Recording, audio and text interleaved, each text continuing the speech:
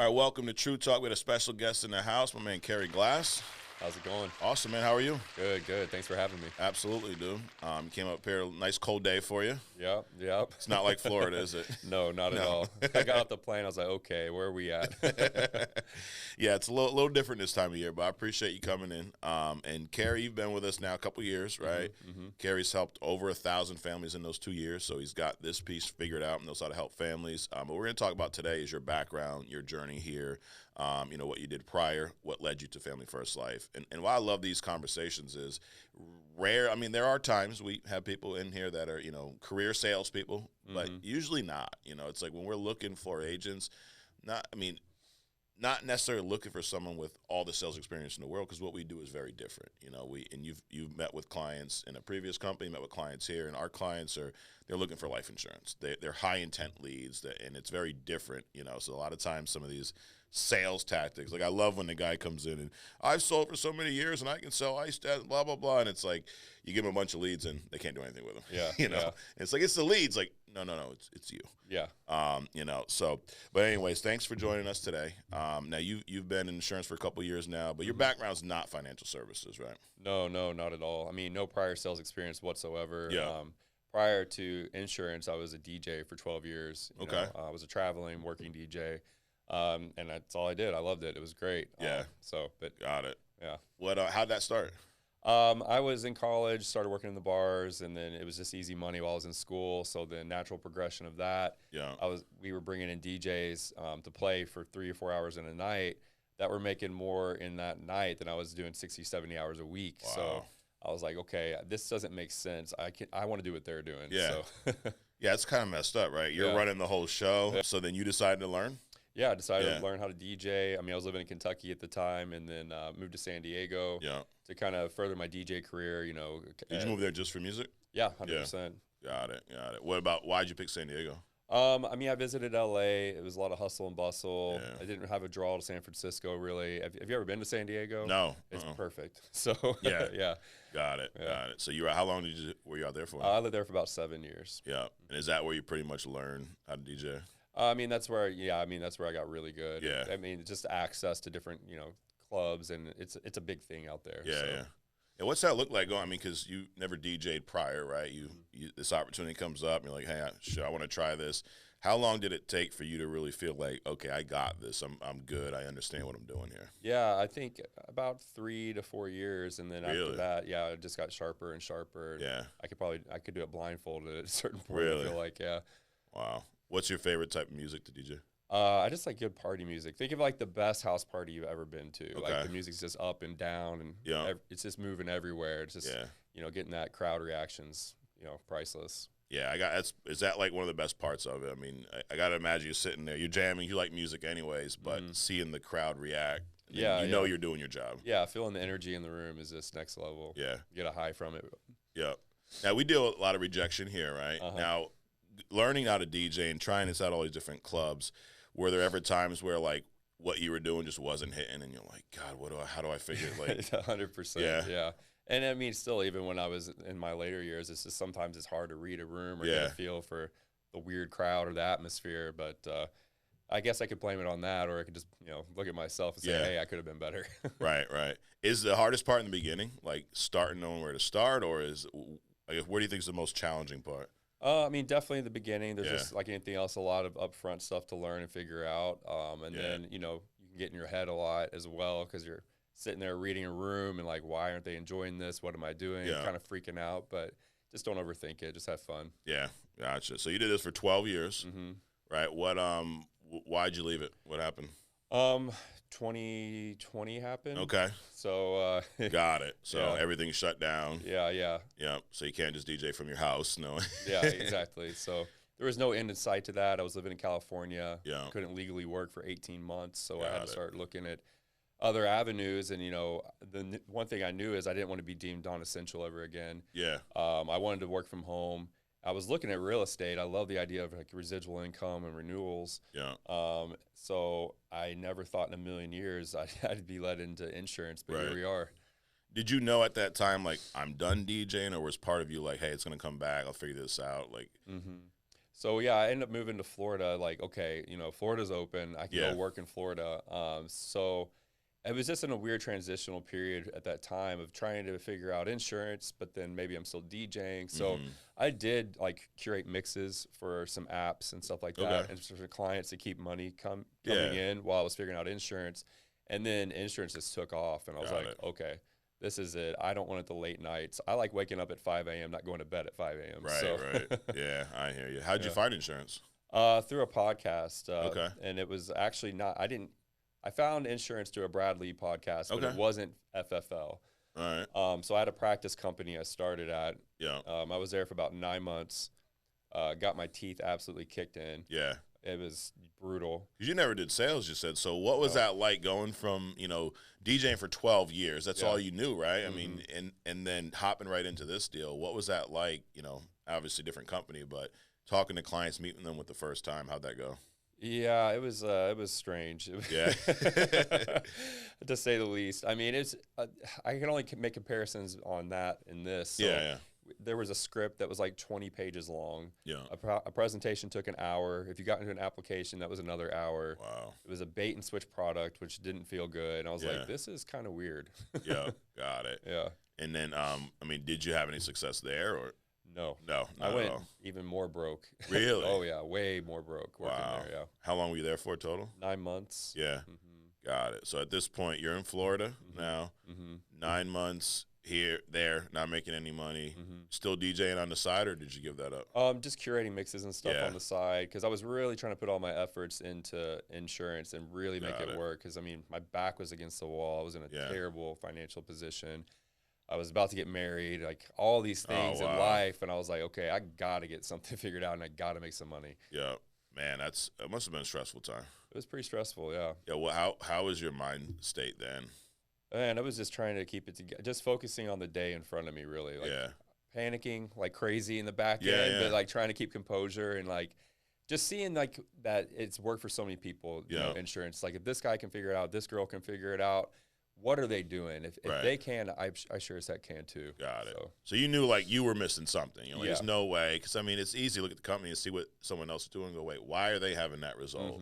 They're in the same company, same lead, same training. Why can't I? Right. We all have the same dang license. Why is this person using theirs and this one's not? So. Got it. But you stay there 9 months, never really getting any traction. No. How'd you find us? So the guy that was, my mentor at my practice company, he left for FFL and was doing it for about 3 months. And I just kind of watched and paid attention, and I finally had it at my wit's end at my last company, and I reached out and I was like, hey man, how is it over there? And he told me, and I was like, no way. No way. I was like, well, you know what do I got to lose? I didn't go this far just to go this far. I'll try it out. Got it. Guy, so I looked at like 3 to 4 different people. Like I did some vetting. I called a few other people that had left my practice company to come over. Got it. And they were all saying the same thing. So I was like, this is a really good conspiracy here. Right. Well, you guys are actually making some money. So exactly. All right. So then you made the transition over. So how many families did you help? 7 families, 8 families. Got it. So first week out, you helped 7 or 8 families. And what was it like hitting the phones for the first time? Because you said before you were doing like some bait and switch stuff, right? So I imagine the phone was probably a whole thing. Yeah. Right. What was it like here calling people that actually are looking for life insurance? It was weird. I was like, we're allowed to say life insurance? Right. That was the thing. Like the last place, you didn't even know it was life insurance till halfway through talking to them. It was crazy. It was refreshing. It was like, wow, this seems like you're actually doing something here. You're actually providing a service. People actually want this. It was just mind blowing to me. Right. But it made too much sense. Yeah. Got it. And I read you had racked up some debt during, 2020. Yeah. Major. Yeah. And I guess like with that weighing on you, there was a lot riding on insurance working, right? Oh yeah. Did you have a plan B? No, I had to go all in. And honestly, at one point, I almost left insurance completely. And I started looking at 9-to-5 jobs and high-paying 9-to-5 jobs at, $18, $20, $25 an hour. And I was just doing the math, and I was like, heck, I can just help families. And, it'd be a lot better than working any 9-to-5. Got it. But you did think about it and, trying something else just because of everything going on. And well, thank God you didn't. Yeah, seriously. So Started off with us in when, 2021? Let's say at the very end. Yeah, the very end of 2021. Got it. Did you go to a convention that year?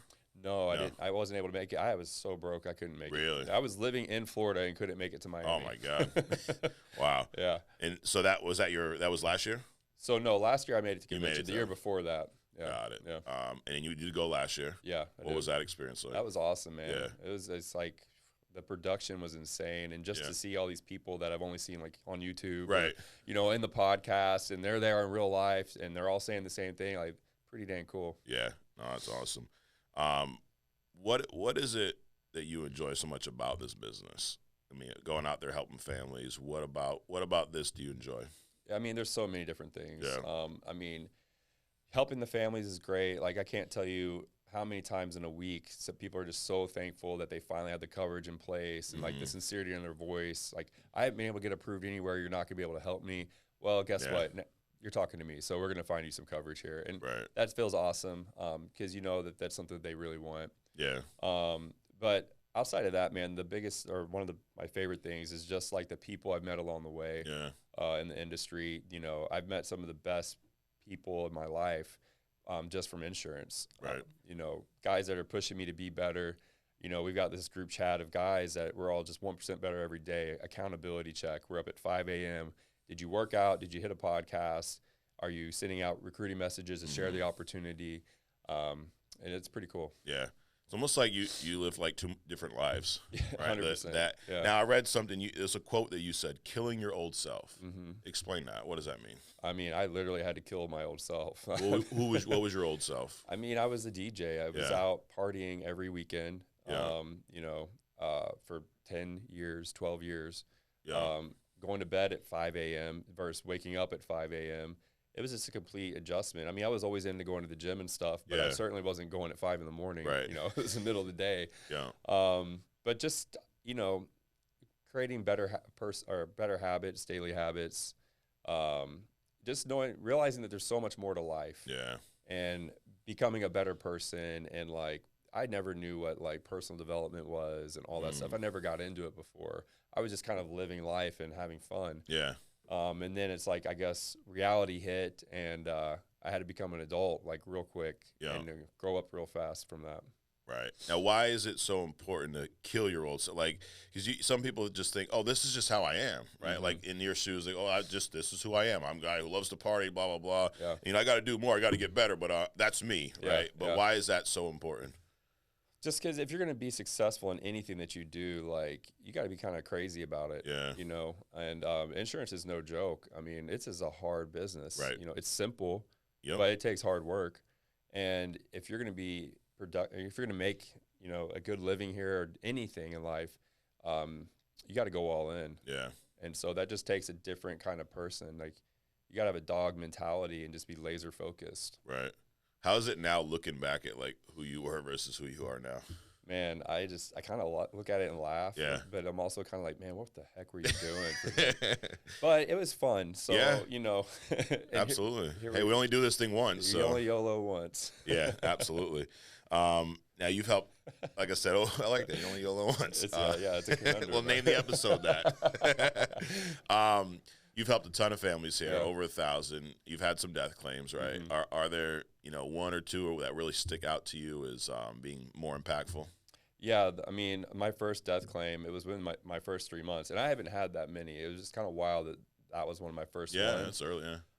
Let's just say it was I met a family in November. The husband put in the request for coverage. I show up at their house with my wife. Yeah. And because we were selling together at the time. And the husband's like, I don't want it.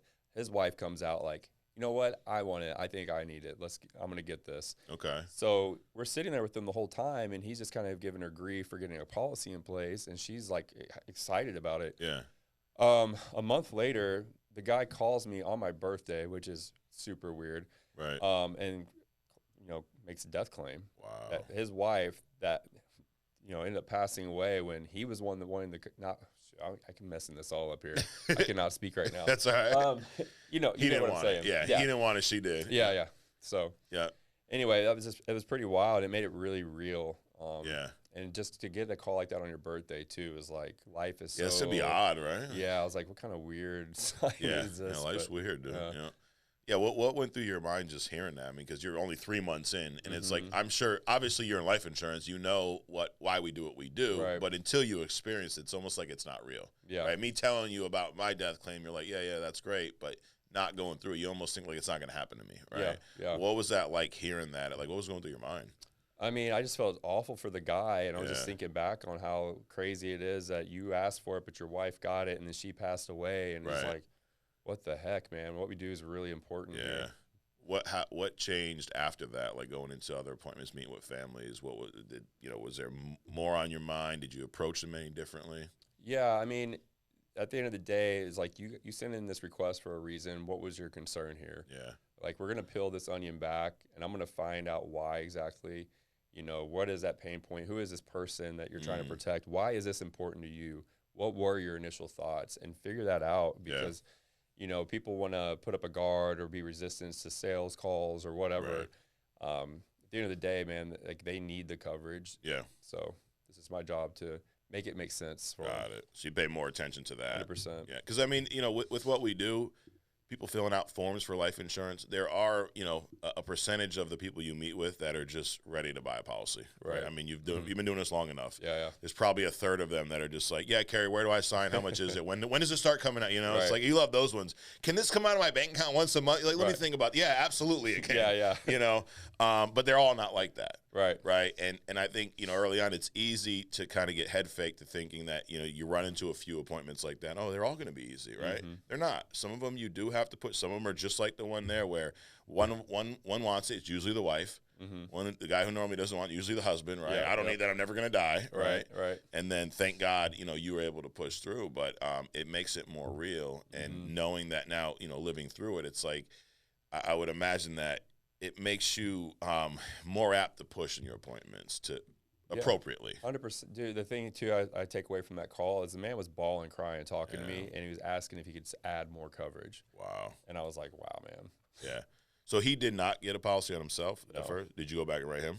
We ended up getting a policy in place shortly after, Yeah. Wow. Crazy, man. That's a crazy thing. So we do something fun here, Kerry, where our last, I don't know if it's fun. I say it's fun. Maybe it will be. We have a question from our last guest, Jake Gardner, who you know, right? He's a big fan of yours. When I told him you were coming, he's like, nice, I got a good question for him. So his question for you, Kerry, is how do you do it? Not just that, how do you stay so consistent, especially when it comes to virtual sales?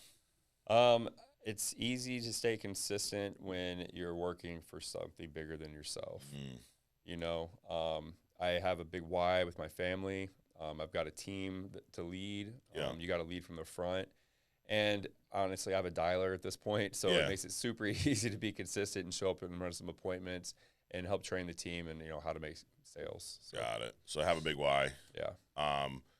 You got a dialer. When did that start? It started the beginning of last year. So my wife, she started selling originally. Yeah. Money was really tight, so we both couldn't get leads. Yeah. I had a little more experience. I was a little smoother on the phone. So I was like, you know what? Why don't you just dial for me? If I can sit in front of more people, we can make more sales and we can fix this situation quicker. Got it. So okay. Oh, so your wife's your full-time dialer?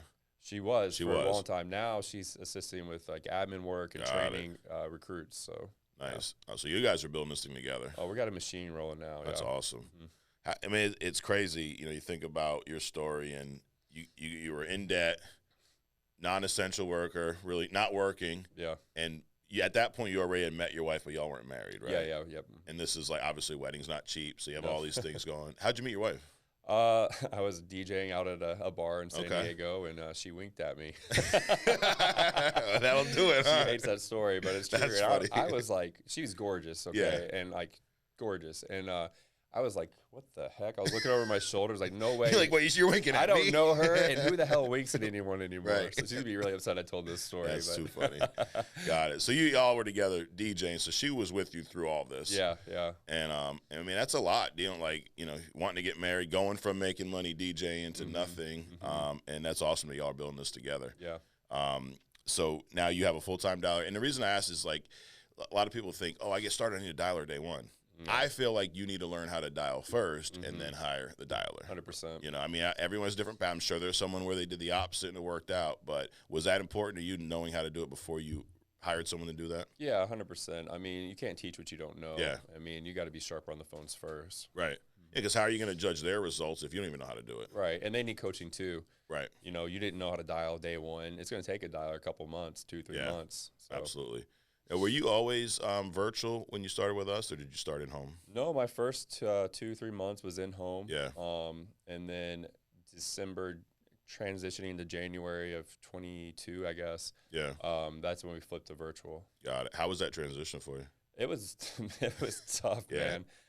Because I guess virtual was pretty relatively new for the company. Yeah. Not a lot of people doing it. So all the money I had made previously, I got my teeth kicked in again because I was trying to run, like some live transfer services, and I didn't completely understand how they worked. So they were just calling me, and I wasn't closing deals because I wasn't sharp enough on the phone. So. Right. Got it. I read something the other day. It was a quote that it was basically everything is hard in the beginning. People, people start something and they're like, "Oh, it's too hard." Well, what's not hard in the beginning? Right. Like DJing, was it easy day one? No, you had to learn. I mean, you said it took years to where you felt that you were good, right? Like just like in set, was it easy the first day you got on the phone? No, absolutely not. Right. So then you moved to virtual. Of course, it's not going to be easy day one. But if you push through it, it's like if you're willing to push through and deal with the bullshit on the other end, it's worth it. Yeah, 100%. You know? So we had your question, or you answered Jake's question. Next week we have Thomas Ronda. Okay. You don't know who he is because he's very much part-time. Yeah. You know, some people you ask like, no, I know. I'm like, no, you don't. You don't have to lie for the cameras. I mean, there's thousands of agents. You know, if you don't know them, I mean, but Thomas Ronda's a guy who's part-time or was part-time, and he's now helping over 40 families a month. He's been with us for, I know, over a year, maybe even longer. Military, I want to say Marines, but I don't remember exactly. He'll be here next week. What's a question you'd have for him, someone who's part-time, who's now getting to that 40 families a month number? Okay, so is the reason he's part-time is because he's a Marine? Yes. Okay, because my question initially is going to be, what the heck are you waiting for? Why are you not going to go full-time? Okay. That would be my first question, but I think he's got to, finish his I'm pretty sure. So, hey, you know what? We'll have that as a backup question. But. Okay. I would say if you're not in service right now, then what the heck are you doing? There you go go. full-time. Love it. Yeah. I like that question. I have another question for you. Sure. So, what are some habits you have? What are some habits that? What? Oh shit! What are some habits that you have to kill to grow? I got you. No, I got it.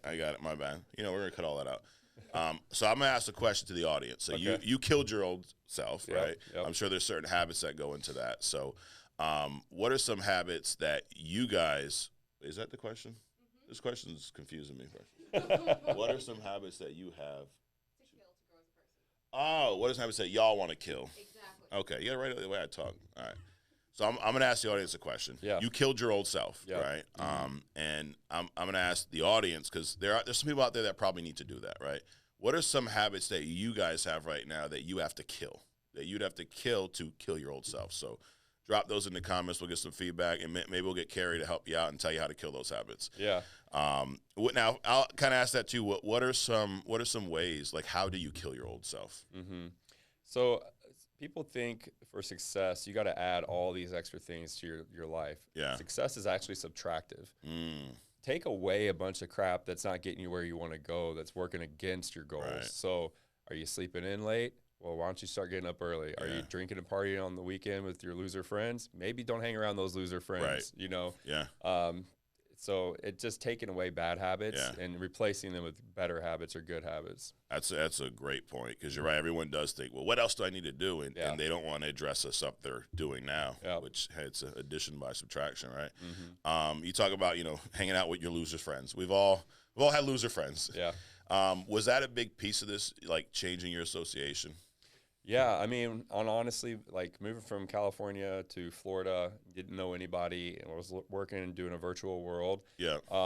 It just allowed me to put my head down, honestly, because I had no outside distractions of friends, like birthday parties, social obligations, stuff like that. Yeah. And I was just so dang focused on making this business work. And What we do is, it's not easy. People confuse simple with easy. Oh, it's not easy. it is a grind, right? You deal with a lot of rejection. You're going to, I mean, you never know what's going to be on the other end of that phone that lead that appointment, right?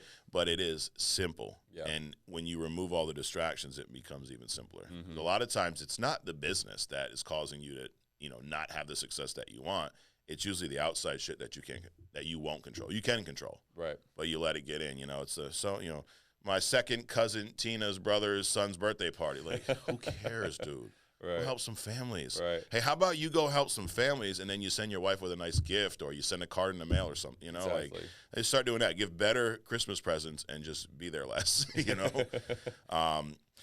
I like to end with some fun stuff sometimes, Kerry. So you're a DJ, right? Or you were for a long time. I forgot you killed your old self. That guy's dead now. Yeah, but you still, I'd imagine you still appreciate music. Yeah, 100%. You know, Elon Musk is, obviously. You know he wants to move to Mars, right? So I want you to imagine with me. You're on the space. You're getting ready, right? They're like, we're going to Mars, dude. Earth's done, you know. And we can only take so much stuff with us, right? You can take one album with you. What would that be? Ooh, that's tough, man. Yeah, it's a hard question, Sue. Jeez, I have to pick a genre? Oh, gosh. Ooh, yeah. Yeah. Ooh, that's really tough. One album to bring, that's it, dude. Now, you can go there and you make more music there. I mean, maybe you can bring your turntables with you and all kinds of stuff, but you can only bring one album. There's so many albums I could pick from. I will say maybe Dr. Dre, Chronic 2001. Oh, nice. Yeah. Love it. That's awesome. We're going to get Gangster going to the moon. Yep. Hey, that's a good sound, too, to go to the moon with. I mean, it still sounds futuristic to this day, so I love that. It was a good choice, too. Well, I appreciate you coming and doing this. Absolutely. Thanks for having me. Absolutely. Well, we'll get your question answered next week from Thomas Ronda. And let everyone know, you got a bunch of people watching this. If there's someone who's not with us now and they watch this, goes, you know what, I'd be a good fit for. Maybe there's another DJ out there that wants to kill their old self and join your team. Where can they find you on social? On Instagram, it's _ Kerry Glass, all one word. It's KerryGlass.